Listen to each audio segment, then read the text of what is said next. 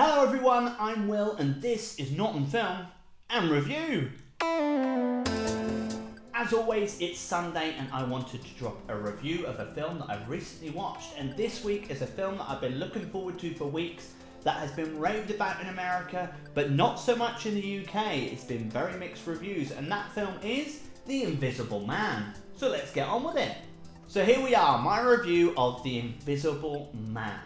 As I said, the film was rave reviews over in America, so much so that the Universal monster world is now being looked at, and we're going to get some further films, which I'm very much looking forward to, especially considering Jordan Peele apparently is going to be looking at one of the films, so he'll be taking on a horror character. It looks like we're going to get a Dracula film as well, and hopefully we're going to get a mummy film that's actually a horror film. I'm just really intrigued to see what they do, considering how well this was received in America. But as I say, it's been mixed reviews in the UK.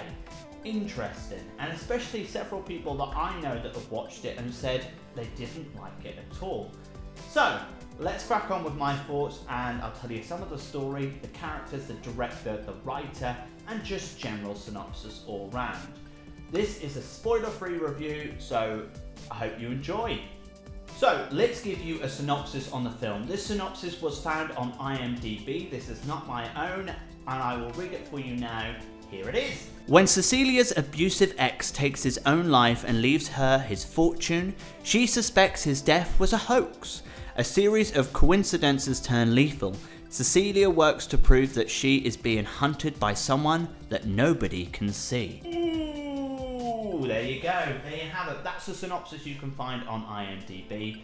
And yeah, it certainly explains the story. For those of you who just want a bit further detail without giving too much away, it is very much about her. Elizabeth Moss plays a character and her husband is very abusive. She tries to get away and supposedly he dies, and then it leads on to the events, as I'm sure you can expect or suspect in a film as The Invisible Man, what this leads to. I'll say no more on the story because I want you to watch it, and I definitely suggest, no matter what you think of my thoughts or the reviews you've read, definitely give this a watch, just so I can hear your opinions, because it's definitely worth it. So let's crack on with the cast. The cast, as I say, was quite big. The big name for it in particular was Elizabeth Moss. You'll recognise her from The Handmaid's Tale. She's done lots of other things. In particular, a film that I haven't watched yet and I will watch this week is called The Kitchen, about wives of gangsters that are now in prison that want to take over and do things their way. They were laughed at because they're women, but it looks to be a really good film. I don't think it did very well in the cinema, and it wasn't in the cinema long enough for people to really know about it. But have a look online. That film was called The Kitchen. Anyway, back to The Invisible Man. I think that she did a good job as the abused wife and crazy character. She certainly plays it well. I think there's odd moments I just think that's a bit odd. Okay. But the film itself, of course, you know, if you are suspected of being chased by someone that's invisible, etc., etc., you're going to look mental, and some moments are going to be weird. But as an all-round, I think she was great, but I think sometimes the script sort of made her look like she wasn't great, if that makes sense. That was just my opinion on her, but I think she does a great job, and I think she's an absolute superb actress. So I think the moments where you think it's a bit odd isn't necessarily her fault, but you might think completely differently. So let me know what you thought on the performance of Elizabeth Moss. Let's have a look at some of the other characters. Now, one that you may have seen on the Netflix series Haunting of House Hill, which is a great series, by the way, on Netflix, is Oliver Jackson-Cohen. He is one of the leads in that film, and he plays the abusive husband in this film. And I think he does a good job. I think there's certain points where you go, you know that point when you watch an American film and there's an English actor in it, when they just don't feel like they sit in the film properly? And I don't mean that horribly towards him, because I think he did a good job. And I just think sometimes when you see an English actor in a very American film, sometimes it just doesn't feel right, and I think there's moments for him where it felt a bit odd. That's just my opinion, but nothing against him as an actor. But there you go, and I'm sure you know what I mean by that, and if you don't, well, that's just mine.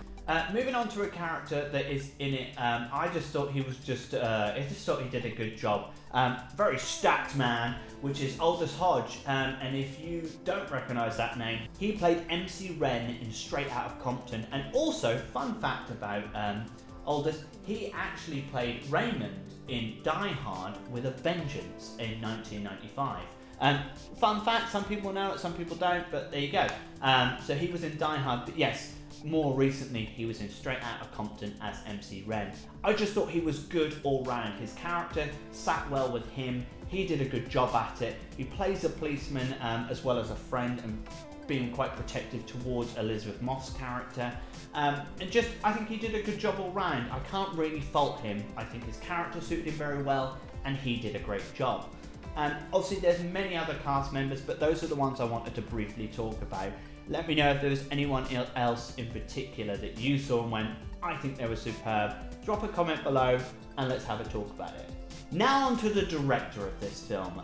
You may recognise him more for his writing and some of his acting roles, as this was actually only his third film he has directed, and that is Leigh Whannell, or Whannell, however you want to say his last name. Apologies if I've got that wrong.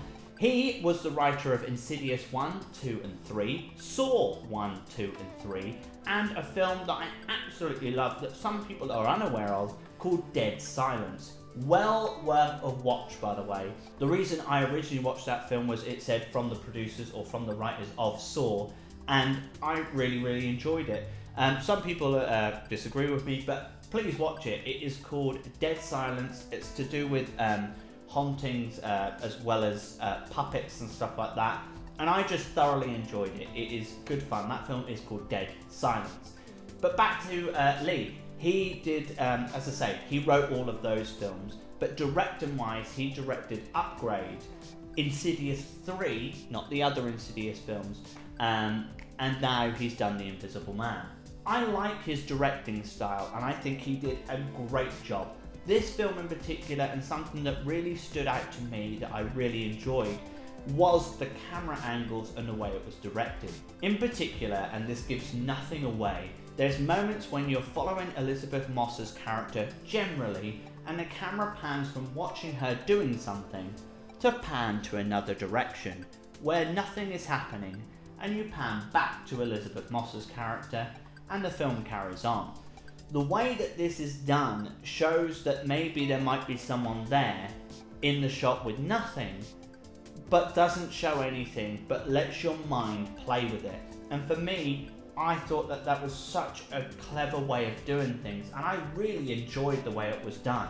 So let me know what you think, just generally on his directing and the camera angles, because I thought it was just really well done, and that was one of the great details that I absolutely loved about this film.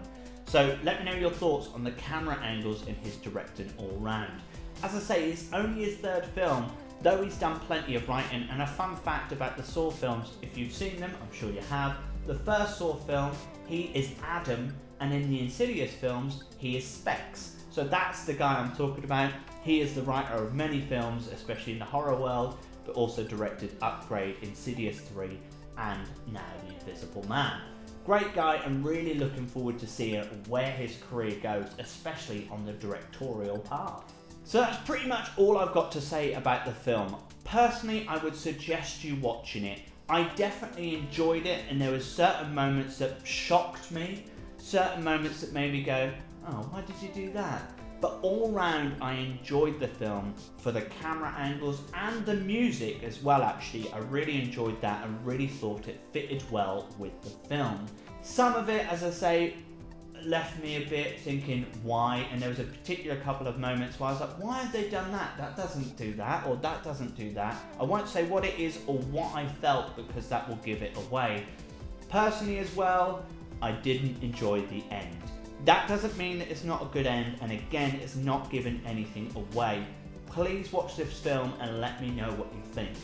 That's my review of The Invisible Man. Next week, I'm going to review The Hunt, and I'm going to do an old school one, so you get 2 reviews on one day. I'm going to watch Space Jam, the first one, of course, because they're working on Space Jam 2 at the moment.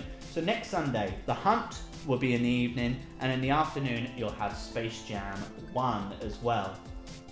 I hope you're enjoying my videos. Thank you so much for your time. Don't forget, subscribe to my channel. I'm Norton Film Review. Click that like button to help me with my algorithms. Of course, don't forget to click the bell so you get a notification of my next video. I'll see you on Wednesday. Have a lovely weekend. See you soon. Take care.